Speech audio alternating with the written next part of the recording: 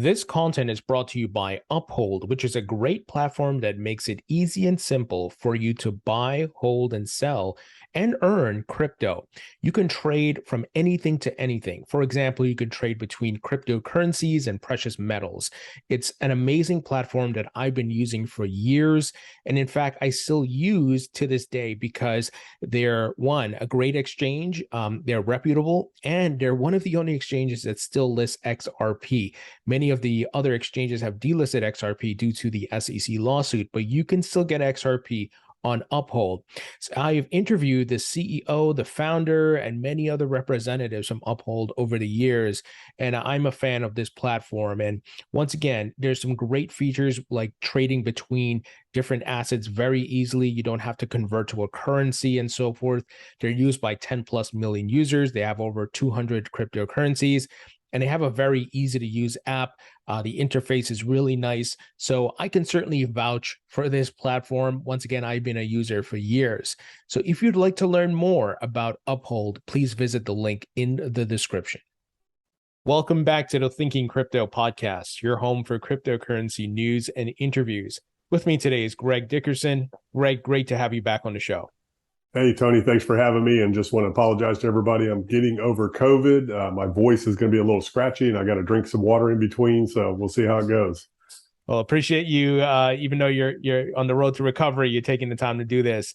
But, we've been talking for months. There's just a lot going on right now with markets, even in the European markets. Let's start off with what the Fed had to say. Tell us about the recap of what was released yesterday. Yeah. So yesterday and then today, Chair Powell spoke again, and it's the very consistent message that they're going to stay higher for longer. They're going to do whatever it takes, as long as it takes, to get inflation down. That's their number one primary concern. I think a lot of people are starting to see why, in terms of the damage inflation can do versus a market decline or something like that, or even a recession, mild to deepish recession. Inflation is way more damaging, and you're seeing it in Europe, where with energy and the prices of energy, it's putting people out of business. And that's a big concern over there right now. They raised 75 basis points there. So I think it's a pretty high likelihood, not positive 100%, but pretty high likelihood that the Fed's going to go ahead and hit 75 basis points again, because what they've done so far has not had any effect. The economic data coming out is still strong. Jobs is still good. Unemployment claims are lower than expected. More jobs are being created. The PMI index, all that stuff's coming out looking pretty solid. So that's telling the Fed we can still continue to tighten, and we have a long way to go yet. So now that threshold has been raised up, expecting a Fed funds rate around 4 to 5% ultimately. We'll be in that 3.5 to 4 after this next 75 basis point hike. So they could probably slow down the rate of hikes, but they're not going to stop hiking. So there is no pivot like the markets were playing off of back when we had the little rally in July. That was the narrative, was that the Fed had pivoted with Powell's neutral comment.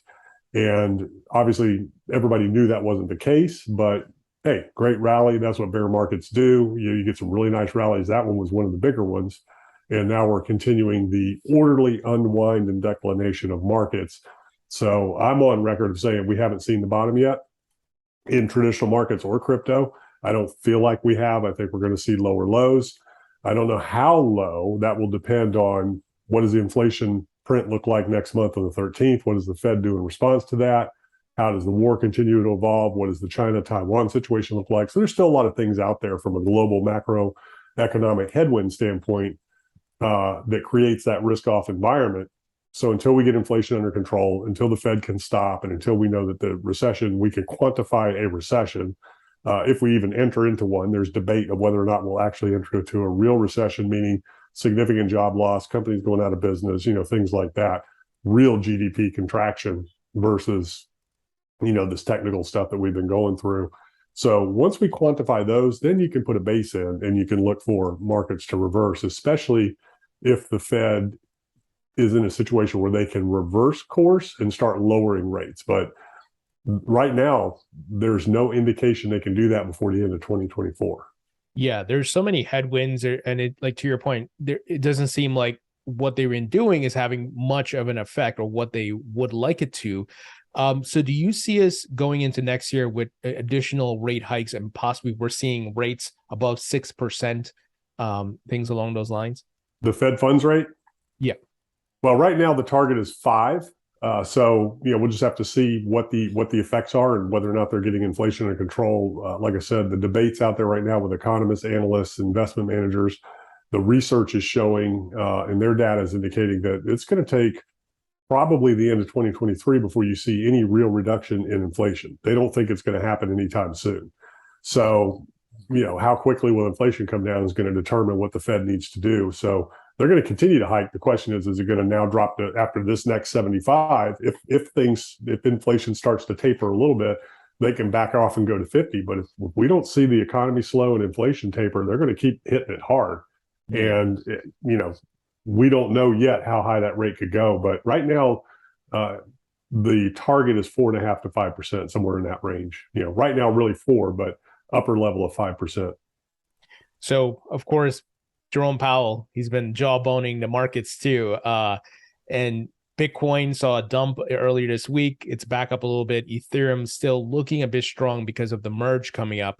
Maybe you can share your screen and walk us through what you're seeing for Bitcoin as well as Ethereum. Yeah, I've got a really important line that I'm watching on Bitcoin right now. So this blue line here, that is the 2018, 2019 high, 2017, 2018 high. And you can see that Bitcoin now broke below and is rejecting off of it perfectly.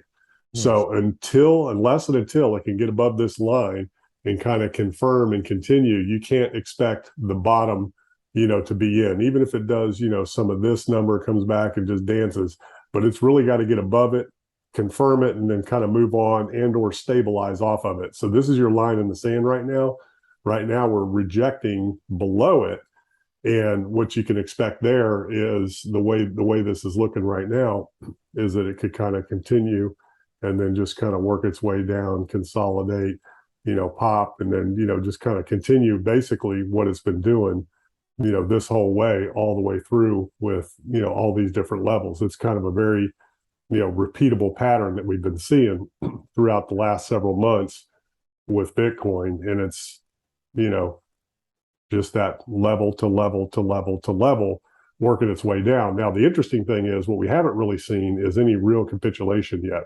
I know there's this is what's interesting. So there's a lot of technical confluence that, the bottom is in. So when you look at the moving averages and you look at this weekly that I was talking about weeks ago, where this 50 and 100 week cross, last time the bottom was in. And the price only dropped about 10% from where that area was, prior to the low, which it did here. Same thing, it dropped about 10%, or 10% above where the low was. That's kind of where it bottomed out at and kind of leveled off from there. Last time the low was in over here, and the next low confirmation was about 10% above where that low came in when these moving averages crossed right here, right? Mm-hmm. So we've got that confluence. We've got 75% down. In the past, it's been 85%, here in this area, 2014, I think it was 85, 2011 was 70 something. So you're 75% down. And there's, a few other things like the hash ribbon buy signal and, some other technical confluence that, a lot of analysts have been showing on-chain data, the Puel multiple, just all these different things that would tell you that the bottom is in. And what a lot of people are looking at is, these fractals of reversal right here, this bottoming pattern right here that Bitcoin went through back in 2018. But the thing was this was where the Fed pivoted. So this whole declination in 2018 was the same thing the markets went through when the Fed broke the markets the last time they did a tightening cycle. So if you look at like the S&P, this is that time frame right here of 2018, and there's your bottom. In December of 2018, right in this area. And then when you go back to Bitcoin, December of 2018, there's your bottom. This is where the Fed pivoted, started juicing the markets again. So for me, the markets were back off to the races here, traditional and Bitcoin, and then kind of got derailed by the COVID news, because COVID news started becoming an issue around the fall of 2020 when it came on the radar of a lot of the institutions and health community. But I think the bull market was really starting back in this area and would have continued had we have not had obviously the COVID issue. Sure. And the real thing is we've never seen and never had markets, traditional or crypto, settle without the Fed intervention ever. So the Fed's, this was created after the Fed did their thing in 2009 after the great financial crisis. That's when Bitcoin obviously was invented and everything else followed. And we've been in a QE, cycle where the Fed's buying instruments, whether it's treasuries, whether it's mortgage-backed securities, stocks. At one point, the Treasury was actually, buying stocks and GM and all that to, shore up those companies, taking positions in those companies. But more importantly, we've had zero interest rate, which means investment funds, hedge funds could borrow money to deploy into the markets at very cheap to little cost. So the markets have never had a chance to really settle without Fed and Treasury intervention, central bank intervention around the world. So that's what we're in the process of doing right now. That's why this is happening. That's what this is all about. When you look at traditional markets, like the Dow Jones, the NASDAQ, and the S&P, this is a very orderly repricing and unwinding and anticipation of Fed intervention. That's kind of what's keeping it up. That's what's keeping this big, 2020 style, 2009 style crash from happening, is that the markets still are expecting the Fed to step in when it breaks like it did back here in 2018. When do you think that realization is going to kick in, whether it be for crypto stocks? And is it going to be like later this fall or winter where it's like, oh boy, they're serious and it's happening in Europe as well. And then all of a sudden it's panic. And then we got that big crash. As soon as things start to break. So if the bond market breaks, the credit market breaks, they start unloading treasuries. We'll see what that does to the bond market. When they start unloading mortgage-backed securities, we'll see what that does to the housing market. And we'll see how the banks can hold up in terms of the reverse repo and the credit markets and things like that. So they're not too concerned about financial markets. They want people to feel less wealthy. So they want housing to come down and correct. They want financial markets to come down and correct. It's really going to be credit markets. If it gets to a point to where companies can't borrow money to do business, then that's when the Fed has to start making some decisions. And then the question is, well, what are they going to do then? Where's inflation when that happens? And what are they actually able and capable of doing? You get into a Japan situation, but right now they're pinned by inflation. They cannot buckle because of inflation. But the thing is, could we be in a scenario, because we're seeing like they're releasing these inflation packages, right? And they're starting to offer up free money in different ways. Will it get to a point, and this may be a difficult question to answer, and it involves a bit of politics, but we're not going to be able to get inflation to 2%, what they're looking to do. Maybe. Well, so you have monetary and you have fiscal policy. So monetary is what the Fed and Treasury does through interest rates and asset purchases and things like that, issuance of debt. Then you have fiscal policy, which is the government spending money. So these two are right here, right now. The Fed's trying to tighten, Treasury's trying to pull back. They want to unload the balance sheet, but at the same time, you have Washington continuing to put money on the streets with their, Inflation Reduction Act and, other things that are happening. And you see what's happening in Europe. They're trying to stabilize energy prices. So that's a stimulus. States have started their own stimulus with gas prices. I don't know that we've seen the end of the gas price situation yet. Oil is on the decline. The OPEC does not like that. They want to see $90 or above barrel. So we'll see what happens there with oil as we get into the fall and winter and energy prices go up. And, there's speculation the gas could be back at $5. I don't know what that catalyst is, but we'll have to wait and see. But yeah, right now, central banks and policymakers around the world are at odds with each other in terms of stimulus versus, restricted policy. Here's Ethereum here. And again, all this is, a lot of this is driven by the ETH merge. As soon as that happens, you can expect all this to unwind and retest lows again. Bitcoin and the rest of crypto will probably follow along, because they're all kind of tied. And if you look at, let's just blow up this hourly price action here over the last few days, it's the exact same price action, just different degrees, every asset. So this is all automated algorithmic trading that's going on here. and speculation, some popping more than others, but all your major altcoins, they're all following the exact same price action. So this is not retail just all of a sudden deciding the other day, hey, let's buy. Right. This is all very deliberate, and a lot of arbitrage plays, a lot of algorithmic trades, things like that.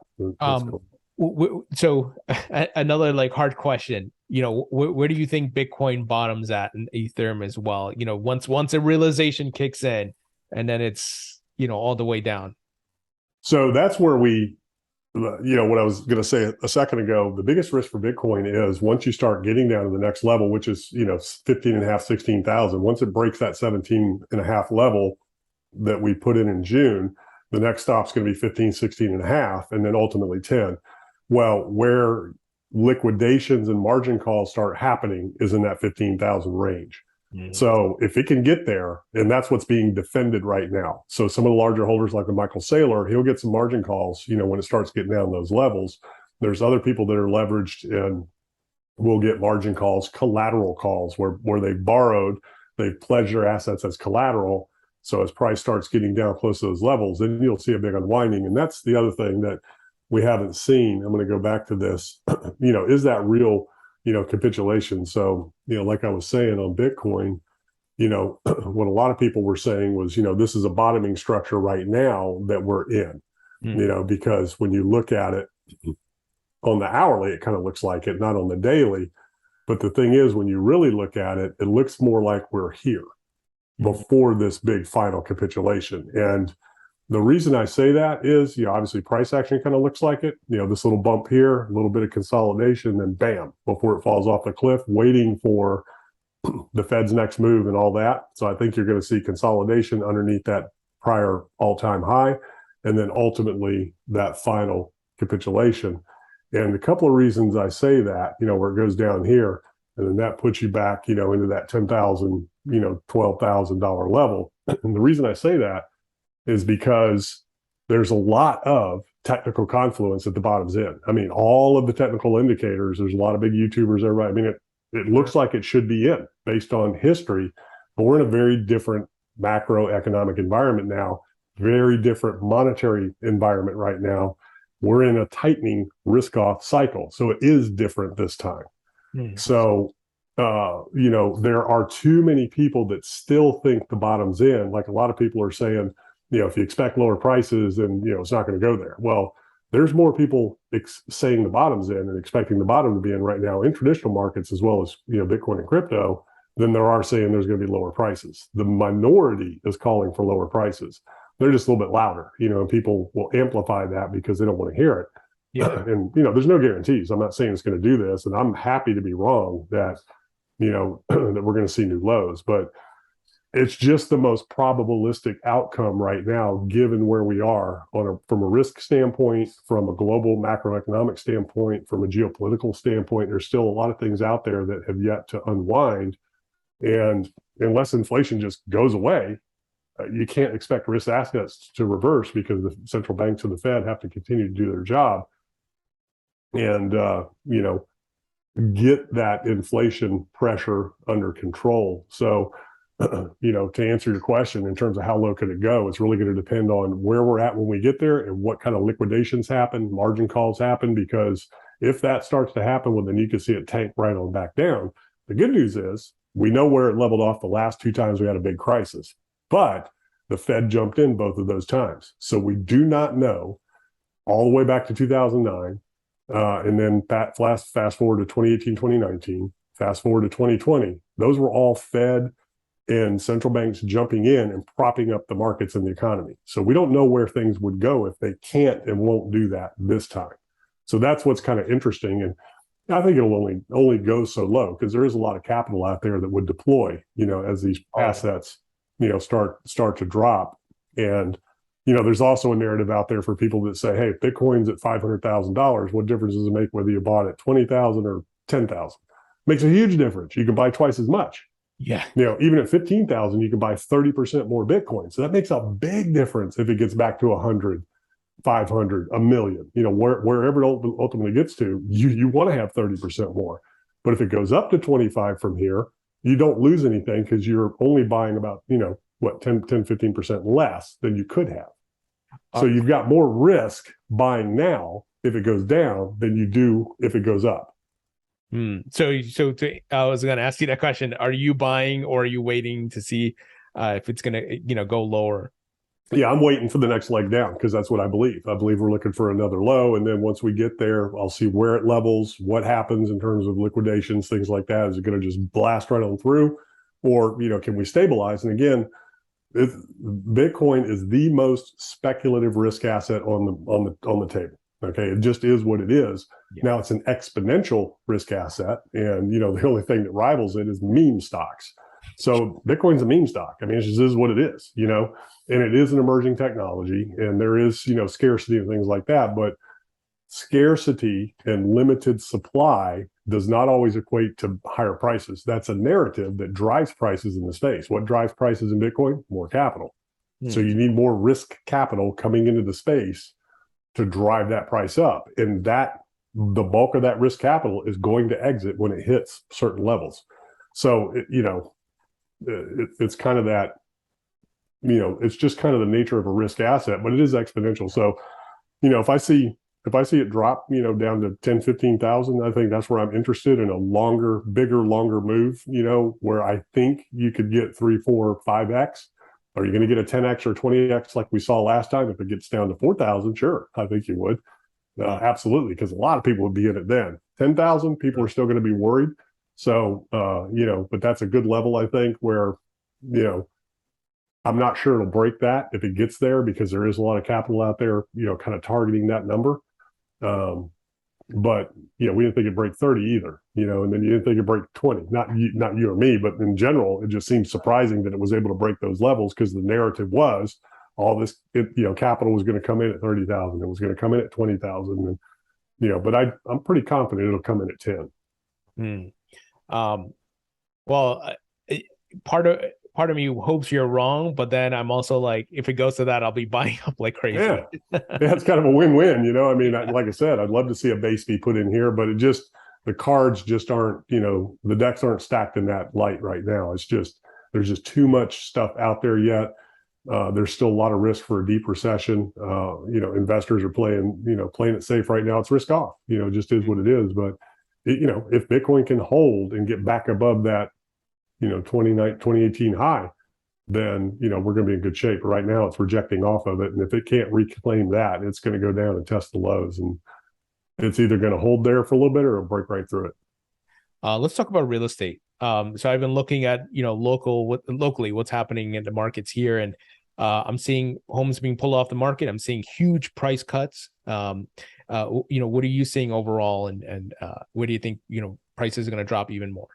Yeah, every market's different, and the price reductions we're seeing are price reductions from really all-time high prices and maybe even some unrealistic prices, sellers that are just kind of reaching and that were reaching too late. So they're contracting. What's really interesting right now that we've never seen before is we've seen demand destruction because rates are so high. Buyers are just disappearing. So all across the country, builders are pulling back. You're seeing contracts get canceled. You're seeing mortgage applications, refis just non-existent. And you're seeing buyers walk away, from deals. So, and at the same time, you're seeing sellers pull their houses off the market and not list because they don't have any options. There's no inventory for them to go to, and the rates are too high. So they don't want to sell now and go somewhere else and pay the prices that properties are at now with double the interest rates. Right. So it only makes sense if prices come back to where they were as interest rates have gone up. Interest rates are double, almost triple what they were, 3 or 4 months ago when they were at 2.5%. You can still get interest only, which is a little cheaper, but now you have no inventory and prices have grown exponentially. So it just doesn't make a lot of sense. So we've never been in a position in the housing market where we've seen inventories decline. Days on market in general are still less than a month in most markets. In some markets, you're still seeing multiple offers and stuff selling days. So it's still very, very unbalanced and unhealthy, but it is more of a buyer's market. And then every market's different. So there are big markets that are under pressure, like Nevada and Arizona and Texas. Some areas in North Carolina are starting to feel it. So, well, if you got cash, it's perfect, right? Because the prices are going down. You don't have to worry about a mortgage. You can go grab up maybe some properties. Potentially, but you're running the risk that, the market's going to decline some more. So, you just have to make that decision for yourself. But yeah, if you're a cash buyer, you're not thinking about rates. And that's what we're seeing a lot of still happen. People coming in with cash, especially from California, the Northeast, and coming into the Southern belt where things are cheap to them, even at inflated prices. And that's kind of what drove a lot of those prices. People coming out of New York and New Jersey and Connecticut and those areas. And, stuff's cheap when you start going south. Yeah. Greg, always insightful information, and we'll have to talk soon because things are unraveling. It's getting bloody out there, and we got to keep a close eye on it. But thank you for joining me today. Yeah, I wish I could be, everybody wishes they could be more exact, but it's data dependent. You just never know. I mean, if things escalate in Ukraine, if China invades Taiwan, if, the bond market blows up, if inflation prints 10%, there's, 9%.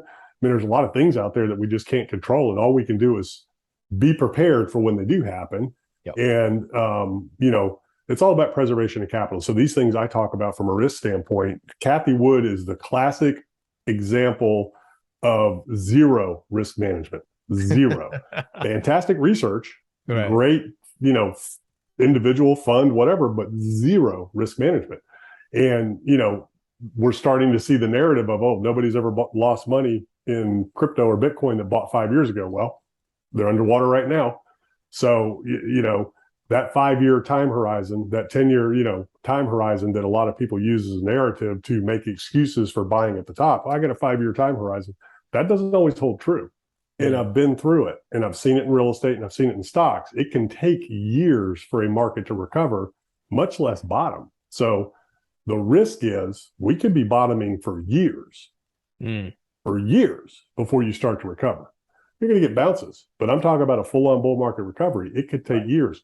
We've all been conditioned that it's going to be instant because the Fed comes in with the cannons blasting. That's the only thing that has ever saved the markets. And even with that in 2009, it still took 5 years for that to come back. Right. And it took the real estate market 10 years to get back to, where it was before. So that's why I talk about risk management and preservation of capital. So when it does shift, you've got the assets and the liquidity to take advantage of it. And that's where you're going to create those real generational opportunities. And, don't listen to everybody telling you, this is your last time to buy, whatever. Historically, from the technicals, these levels, have been the best time to buy, for Bitcoin in the history. But this is a different history right now. It's not the same. Mm. Yeah, that's good advice. You got to be caution, take caution and be cautiously optimistic, in what's happening.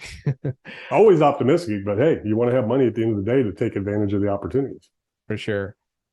All right. Thanks, Greg. Appreciate it.